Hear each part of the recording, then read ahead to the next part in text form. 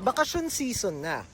Pero dahil mahal na ang pamasahe, paano na ang travel goals mo? Kuya, malapit ka na? Okay, sige, sige. Tayin ko na lang. Hintayin na lang kita dito. Thank you, thank you. So, dahil mahal ngayon ang krudo at mahal ang pamasahe, kanya-kanya tayong pagtitipid. So, para sa iba, halimbawa katulad ko, imbis na mag-TNVS, minsan mas mura yung magmotor na lang. Yung iba naman, imbis na magmotor, baka mas mura kung mag-jeep or mag-public transportation katulad ng MRT. Pero, ang tanong natin dun sa iba, yung mga biyahe na palabas ng Metro Manila papunta sa ibang destinasyon, sa probinsya man o sa ibang bansa, itutuloy mo pa ba? O itutuloy mo pa rin pero meron kang tatanggalin na gastos? Wala pa kami mga planong ganun as of now. Taga Visayas po talaga ako. So, kami. So, sana po magpa-plan din ako to go home. Ayun, cancel muna. And then, doon na lang po uwi. Sa pinaka-importanting celebration na lang siguro, ganun, like Christmas or New Year.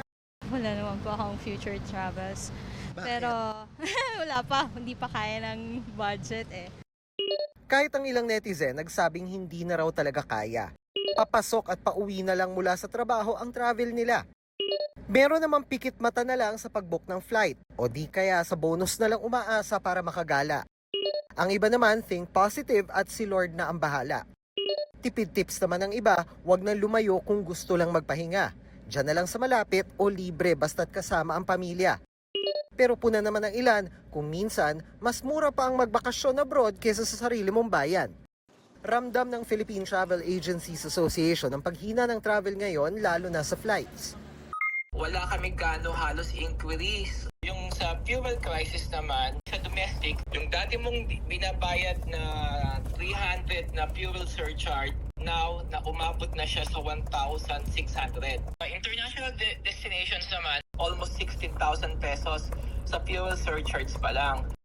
Ayon sa PTAA, sa gitna ng gulo sa Middle East, may ilang destinasyon na patok tulad ng China, Australia at New Zealand. Pero hindi pa rin kampante ang PTAA.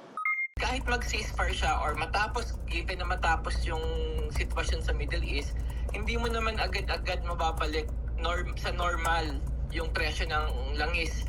It will take some more, maybe few months. Sa kabila ng mahal na pamasahe, may ilang tuloy pa rin ang larga. Meron kami kasing reunion ng ng dati kong mga ka-classmates sa Batangas sa next week. Tapos may mag-arkila na lang kami daw ng sasakyan. Tapos may ambagan kami ng mga 1,000 ganun. Locally na lang siguro. Ayun po, instead na medyo lumalayo-layo. Dano Tingkong, Nakatutok, 24 Oras.